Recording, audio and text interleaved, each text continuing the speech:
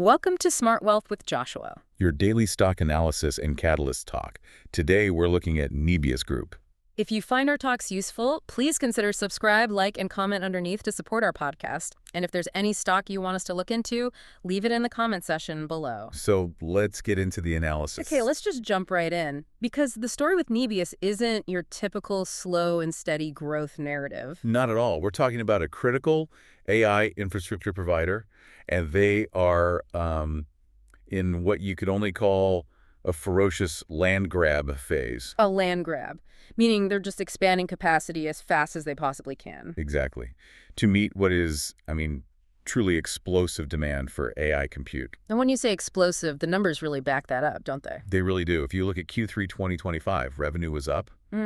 Wait for it, 355% year over year. 355%. That's just a different universe from most tech companies. It is. And the really important part is where that growth is coming from. Right, the core business. The core AI infrastructure business, the part that's building these dedicated GPU clusters. That segment alone grew 400% year over year. Yeah. And it's now, almost 90% of their total revenue. So this is pure play AI infrastructure growth, and management seems incredibly confident about where this is going. No, they've put some audacious targets out there. They're targeting an annualized recurring revenue, their ARR, of somewhere between $7 and $9 billion. $7 to $9 billion. By when? By the end of 2026. That's just around the corner. That's a massive, massive step change from where they are now. What gives them that kind of confidence? It's not just a hopeful forecast, is it? No, not at all. This is the heart of the story. The confidence is built on a foundation of multi-billion-dollar, multi-year capacity agreements. Okay, so contracted revenue. Contracted and signed with two of the biggest, most stable customers you could possibly ask for. We're talking about the hyperscalers. And this is what really de-risks the whole thing, isn't it? These contracts. It absolutely does. The centerpiece, the real jaw-dropper, is a confirmed multi-year contract to deliver dedicated AI capacity to Microsoft. And the value on that is just staggering. It's potentially worth between $17.4 and $19.4 billion. Almost $20 billion in secured revenue from one customer. Right. Think about that. It just instantly elevates them from a fast-growing company to a critical strategic partner for Microsoft's entire AI future. And it's not just Microsoft. No. They also have a $3 billion 5-year agreement with Meta Platforms, again, specifically for AI infrastructure. So these are deep embedded partnerships. Which leads to the whole competitive advantage question, the moat, so to speak. They keep saying their capacity is sold out. Right. They don't have a demand problem. They have a supply problem. Yeah. The only thing holding them back is how fast they can physically build data centers and get power. So if all that future capacity is already spoken for by these huge contracts, what does that mean for competitors trying to get in? It creates a pretty significant structural barrier. Some of the more conservative analysts might say, well, this is just a commodity business. That anyone could build a data center. Right. But in this environment, with power and sites being so scarce, and with the sheer scale needed to service a $17 billion contract, it's almost impossible for a new player to compete for these specific deals. So the moat isn't some secret software. It's the hard assets, the land, the power contracts, and the guaranteed access to chips. Exactly. And it creates enormous switching costs. If you're Microsoft, you're not going to just unplug from this massive integrated system you've built with Nebius to save a few percent with a competitor. It's just not feasible. Okay, so demand is locked in. The focus then shifts entirely to execution. And this is where it gets intense. It becomes a financial high-wire act. To support the Microsoft and Meta deals, they had to dramatically raise their 2025 capital expenditure plan. By how much? They jumped from an initial plan of $2 billion all the way up to $5 billion. Wow. From 2 to 5. That's a huge increase. It's the clearest sign of that land grab strategy. They're basically sacrificing all near-term financial comfort for long-term market dominance. Speed is everything. And the immediate result of spending $5 billion is a lot of red ink on the income statement. A lot of red ink. It creates this period of really high capital intensity.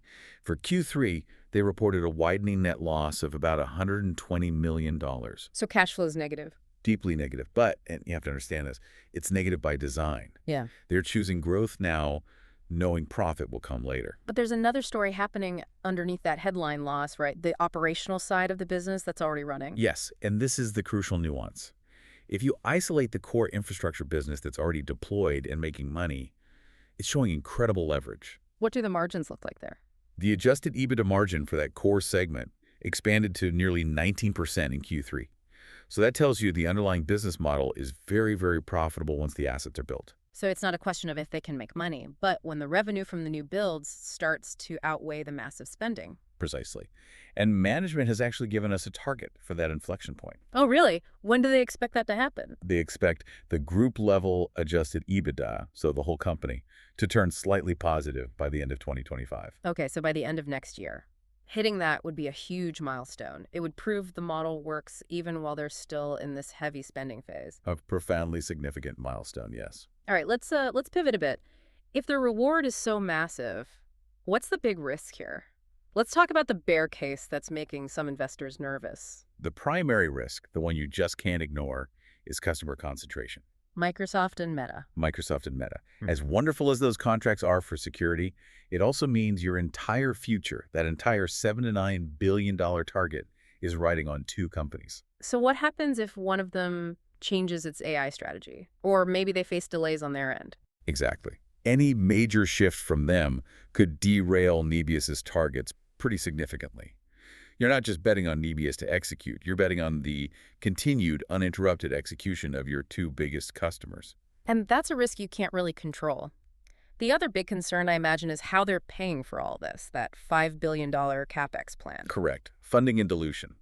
To raise that cash, Nebius is using what's called an at-the-market, or ATM, equity program. So they're selling new shares into the market.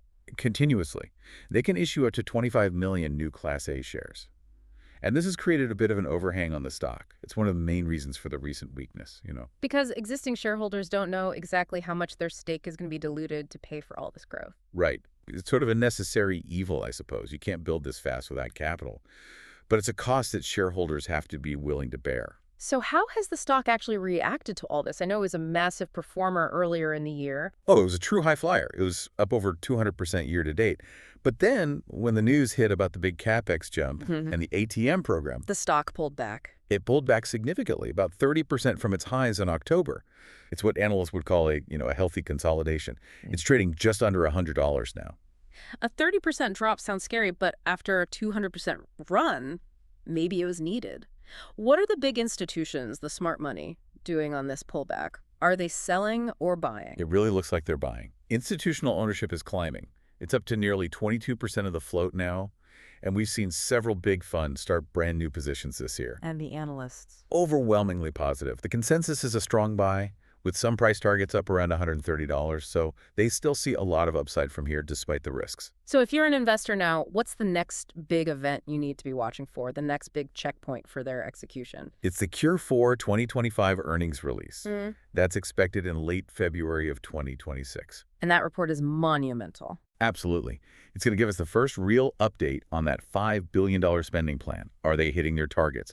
Are the bills on schedule? And crucially, what does the initial 2026 guidance look like? We need to see how quickly those huge Microsoft and Meta contracts start turning into actual recognized revenue. That's it. It's all about the timeline. Any delay in building means a delay in revenue. It's that simple. So to sum it all up, the opportunity here is pretty clear. You're buying into a hyper-growth story that is already backed by massive multi-year contracts. It's a symmetric bet, really. The upside, that $7 to $9 billion revenue run rate, is enormous. Yeah.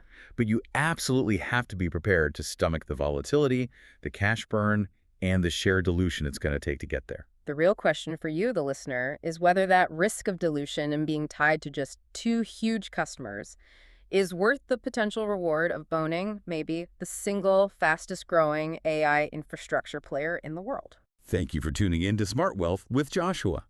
Don't forget to subscribe, like, and leave a comment to stay informed on tomorrow's analysis.